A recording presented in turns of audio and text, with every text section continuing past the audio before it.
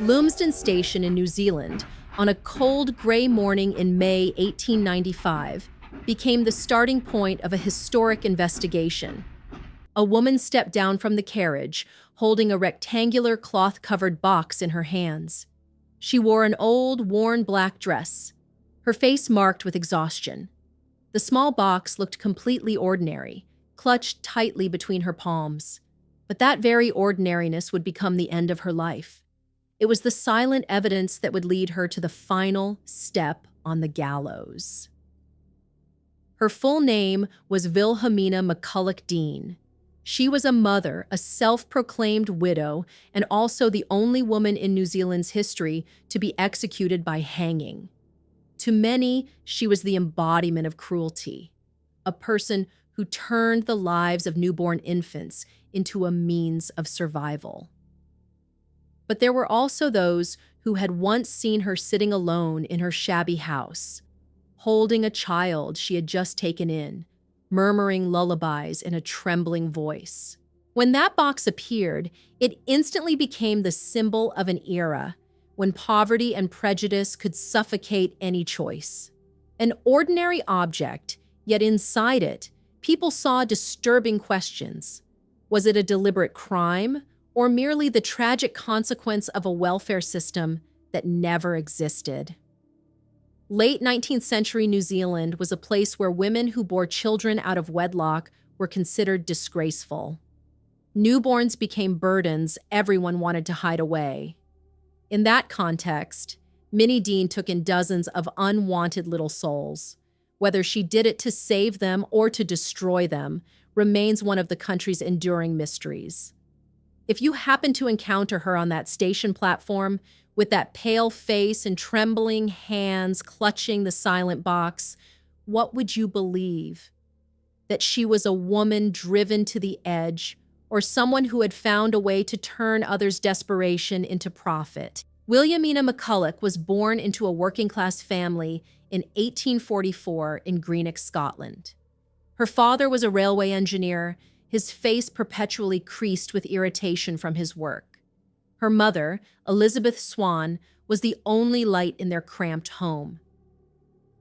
But that light went out in 1857 when cancer took her away. At just 13 years old, Wilhelmina stood by the bed, watching her mother take her final breath. That death etched itself into her mind like a scar that would never heal. The family fell into destitution, poverty clinging to them relentlessly. Wilhelmina learned one thing: to survive, she would have to find her own way. In 1868, Wilhelmina boarded a ship bound for New Zealand, carrying her 2 young children. According to records of the time, no one knew who the father of those children was. Invercargill, with its red soil and biting winds, was the place she chose to start again. There, she took the name Minnie Dean, a new name to blend in and bury her past. She claimed to be the widow of a Tasmanian doctor, weaving a perfect story to cover any suspicion. But Minnie soon discovered a harsh truth.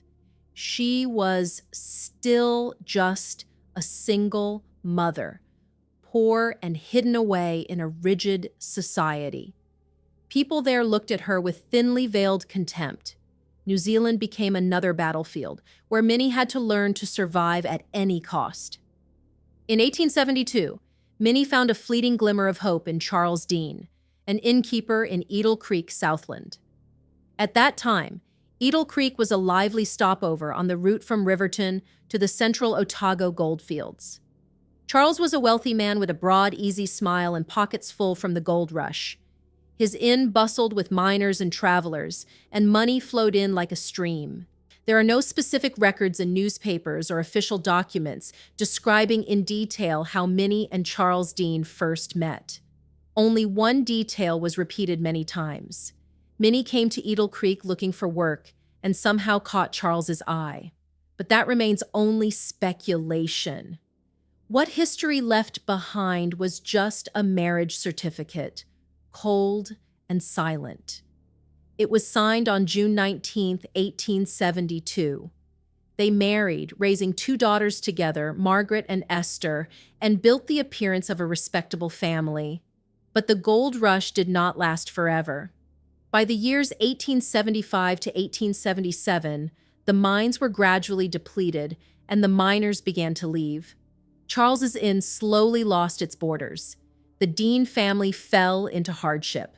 Money ran out, debts piled up, and Charles, once the prosperous innkeeper, became just another defeated man clinging to the last coins he could gather. Unable to stay in Edel Creek, Minnie and Charles moved on.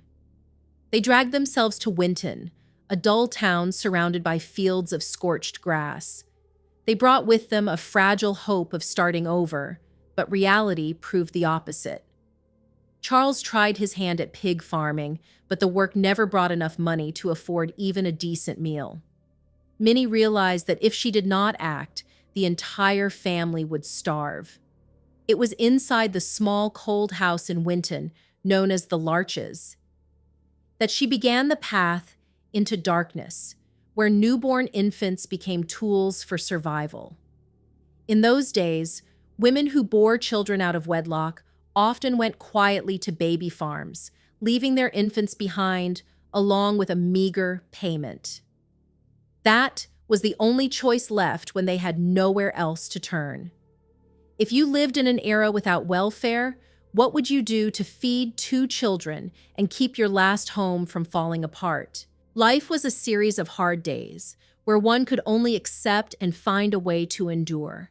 Winton, New Zealand, at the end of the 19th century. The wind howled across scorched fields, carrying the skin-cutting chill of a desolate town. In 1887, a fire had burned down the new house that Charles and Minnie had built, consuming every hope they had for a decent life. Minnie, with a calculating mind and a heart hardened by years of poverty in Scotland, began to carry out her plan. New Zealand in the 1880s was a harsh land. There, only contemptuous eyes awaited young girls. Sometimes they were only 16 or 17, already pregnant out of wedlock. Society branded them as disgraceful. Families cast them out and neighbors whispered behind their backs. Their consciences were tormented, heavy with shame. These mothers, in their desperation, turned to baby farmers like Minnie Dean. She promised a chance at life, however fragile, for the little souls. Minnie, with a reassuring smile and a gentle voice, became the last lifeline in the storm. She opened the door to the Larches, taking in newborns wrapped in tattered cloth. Along with them came a few crumpled banknotes and trembling pleas from the young mothers. With fees ranging from 10 to 30 pounds per adoption or 5 to 8 shillings per week, her house became a destination in Winton. At first, the town regarded her as a benefactor. A servant girl, dressed in rags, once stood before Minnie's door. She held her newborn child, sobbing as she placed it in the woman's hands, along with her last pound. Another maid, pregnant after being abused by her employer, knelt and begged Minnie to take the baby so it might have a chance to live. Neighbors recalled those freezing winter nights. Minnie stayed awake, holding a frail infant near the fireplace. Its breath was as fragile as morning mist. She murmured lullabies, her voice trembling, as if trying to soothe her own conscience. But in Minnie's cold, sharp eyes, there was something beyond compassion, a calculated resolve, as if she were weighing every coin against every life. The number of children grew, crowded together in the cramped house. The place lacked everything essential. Minnie, though exhausted, kept taking in more babies. Was it out of pity or because of the crumpled pounds accumulating in the wooden box under the floor? She cared for them, but it was never enough. At that time, the infant mortality rate was very high, about 80 to 100 per thousand births. So in the beginning, no one suspected Minnie. But when it happened again and again, rumors started to spread through Winton. Minnie, whose hands had once soothed children, was now called a monster. Yet for some mothers, she remained the only person who had ever opened her arms to their babies. If you stepped into that room, saw the children asleep from hunger and exhaustion, and watched the woman worn to the bone cradling the last infant, what would you think? Was she someone who only counted money, or a person so weary she no longer knew how to save another life? The atmosphere around the Larches grew heavier by the day. Cautious glances from the neighbors became more frequent.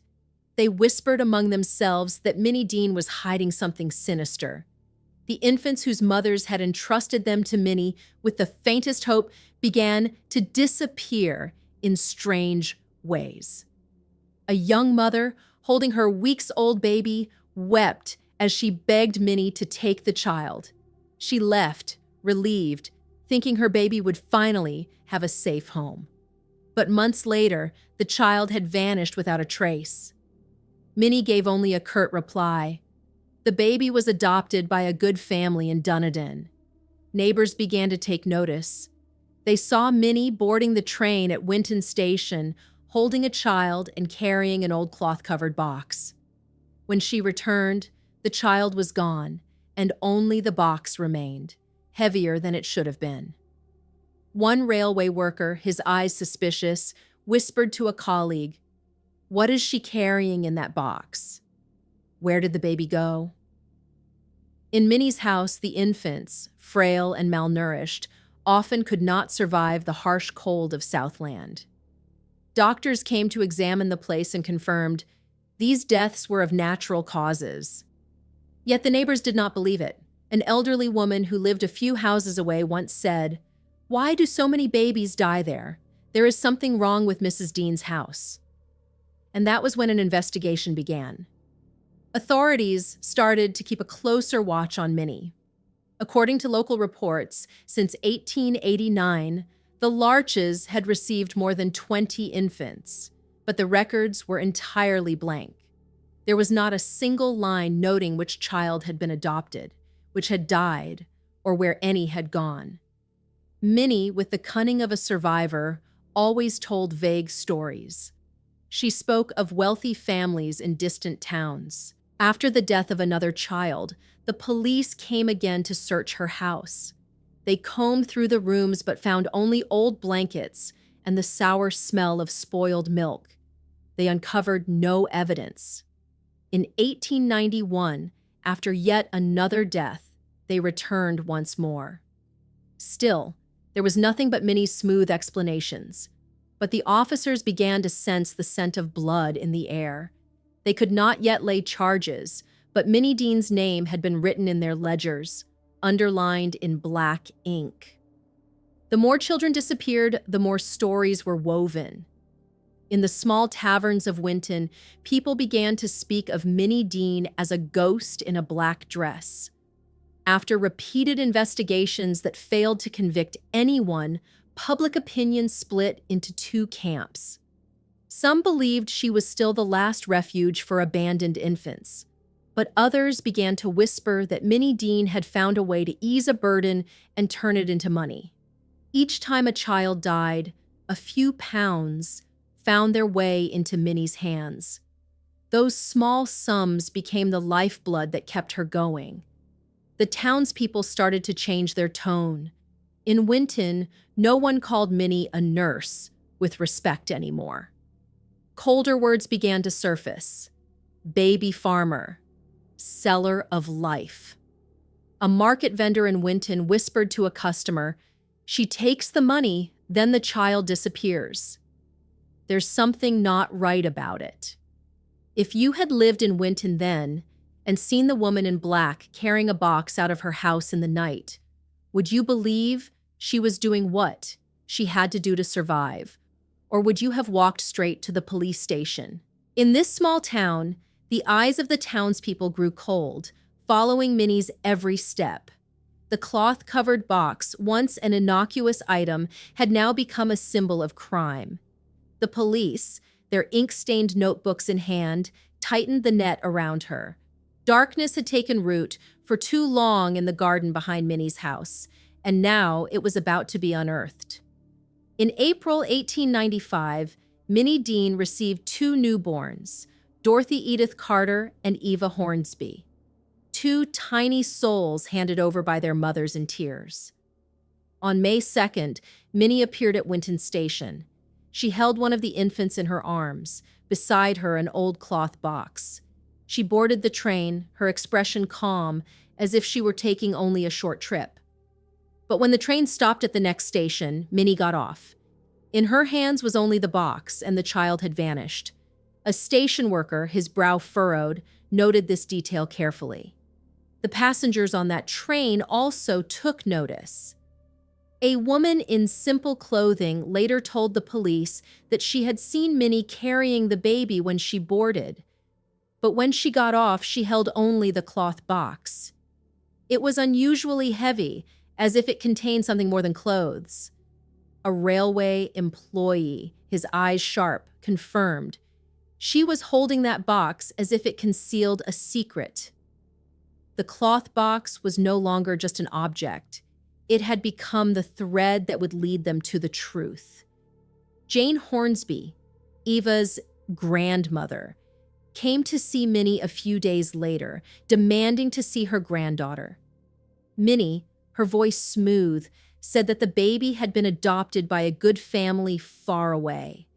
But Jane, with a grandmother's intuition, did not believe her. On May 12, 1895, the police raided the Larches once more. They tore through the wooden house, lifting every floorboard, inspecting every shadowed corner. In the small room, the sour smell of spoiled milk and damp clung to everything. They found children's clothing neatly stacked in one corner. Among the worn fabrics were the clothes of Eva Hornsby, the child Minnie had sworn was safely adopted elsewhere. But the true shock lay in the garden behind the house. Beneath the thin layer of soil, the police discovered the remains of 3 children. The first was Eva Hornsby, only a few weeks old. Her death was determined not to be from natural causes. The second was Dorothy Carter, a small body, dead from an excessive dose of laudanum, a sedative commonly used at the time. The third was a boy about 3 or 4 years old, discovered in a state where only skeletal remains were left. The cause of death could not be determined. The police stood there, shovels in hand, their eyes heavy. The garden, once lush and green, had become a secret graveyard, quietly accusing Minnie of her crimes. News spread across New Zealand like a storm. Newspapers printed bold headlines: Baby farmer Minnie Dean, the murderess of Winton. From a caregiver once seen with compassion, Minnie was now called a murderess, a demon in human guise. The people of Winton who had once trusted her now cursed her name. A young mother who had given her child to Minnie screamed by the fence, "She lied to me! Where is my baby?" Those who once thought of Minnie as a savior turned their backs, their eyes filled with horror. In the taverns, people whispered about the cellar of life, about the garden full of dead children. Minnie Dean, once just an ordinary woman, had become the nation's nightmare. The Larches had become the scene of unspeakable crimes. Winton, New Zealand, June 1895.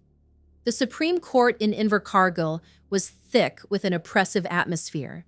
Minnie Dean, her face pale and her eyes cold, stood at the dock. Her hands were clenched as she faced the looks of pure contempt. The courtroom was packed with townspeople. Reporters held ink-stained pens, ready to record every word. The trial lasted 4 tense days, tight as a drawn wire. Prosecutor Joshua Strange Williams, in a sharp, unyielding voice, painted the picture of a cruel woman who had caused the deaths of infants for money. They presented the evidence: the heavy cloth box Minnie carried onto the train on May 2nd, the clothes of baby Eva Hornsby found in the Larches, and most horrifying of all, the 3 small bodies discovered buried in the garden. Minnie Dean was no caregiver, the prosecutor declared, his voice hard as iron. She was a seller of life, a murderer. Alfred Hanlon, Minnie's defense attorney, struggled to hold his ground. He argued that the deaths were accidents, that Minnie, though she had concealed the bodies, never intended to kill. She only wanted to protect her reputation, to avoid scandal in a harsh society, Hanlon said, his voice breaking as he looked at the jury. He called witnesses, a neighbor who had once seen Minnie comforting a child, and a doctor who confirmed that infant mortality rates at the time reached as high as 80 to 100 per 1,000 births. But Hanlon's words fell into a sea of doubtful stares. Jane Hornsby, Ava's grandmother, stood before the court. Tears slid down her cheeks as she recounted the moment. She entrusted her granddaughter to Minnie, along with the false promise of a family in Dunedin.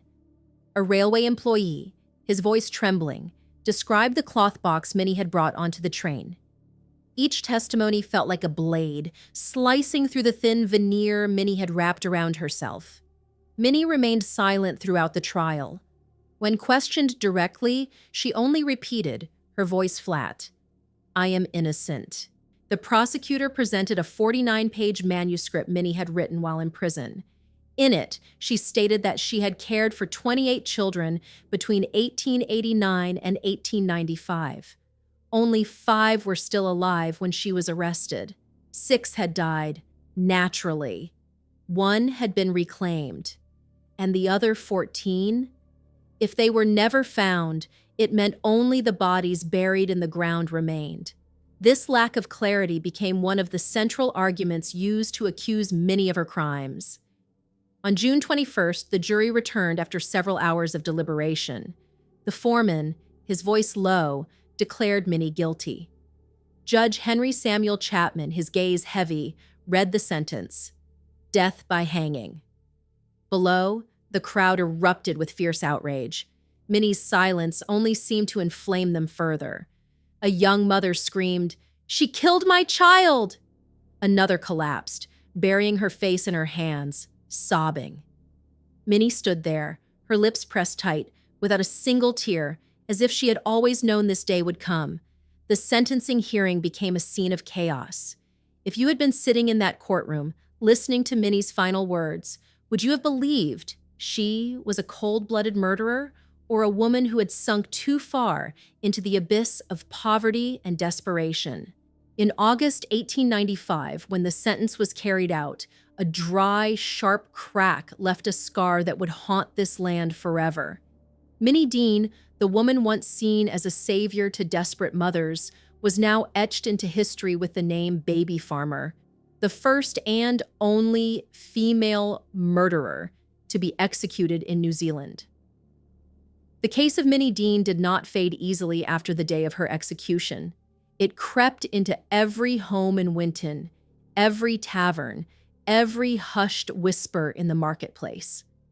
Some of the mothers who had once entrusted their children to her stood silently by the fences, tears sliding down their cheeks.